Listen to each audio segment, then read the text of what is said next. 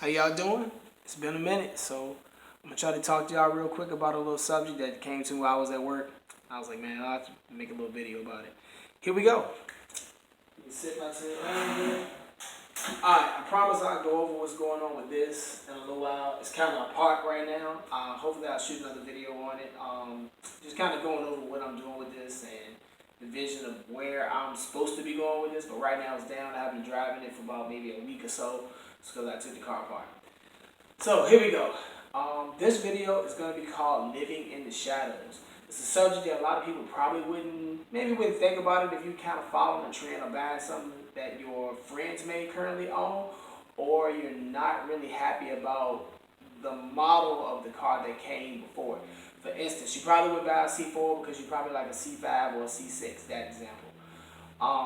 So for me, I've always been caught up on the car that came before the car that was actually good.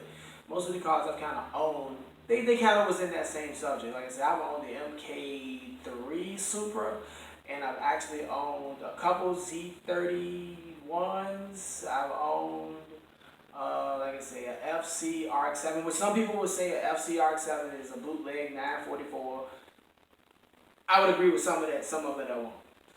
Anyway, I've owned a couple of those. Like I said, some of the cars I've owned, there have been other cars that have come after it that were light years better, or somewhat light years better.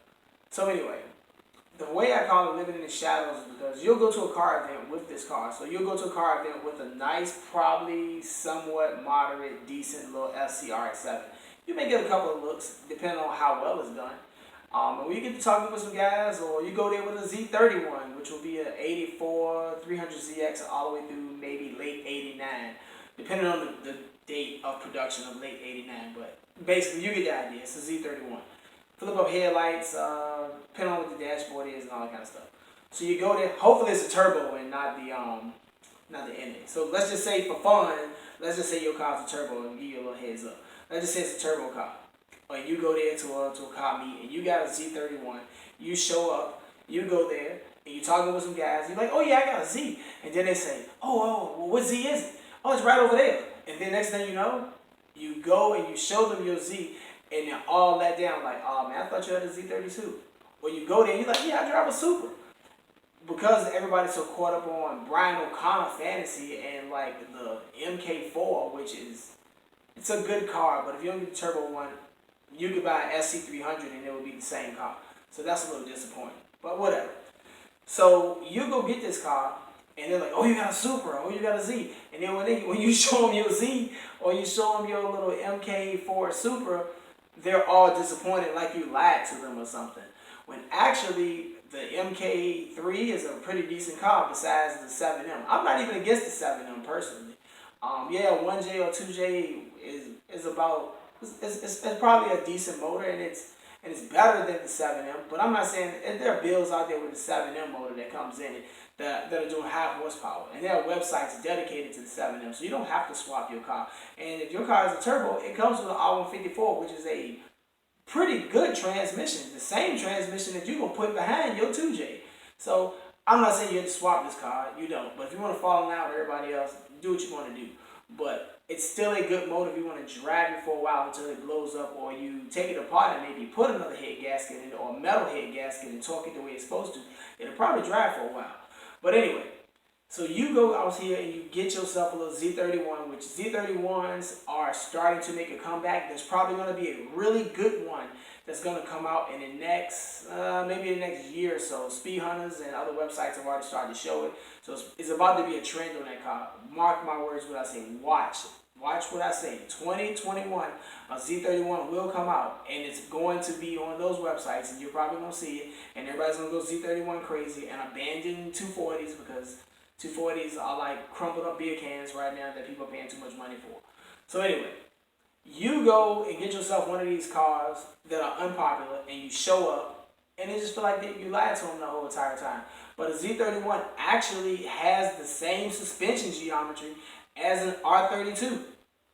Most people didn't know that. They love R32s like it's a magical car or something. But it has the same suspension geometry. These cars were still made in the Japanese market. Most of the time they're sharing the same bolts. Some of them are sharing the same alternators. You just gotta do your homework and figure out what it's sharing and what it's not. But a lot of people wouldn't look into getting one because of that. If you own an FC or even an FB, which an FB, some people don't even think that's they don't even think that is a decent RX-7. When actually it's one of the more reliable RX-7s that you can buy. It's more reliable than than an FD is. It's way more reliable.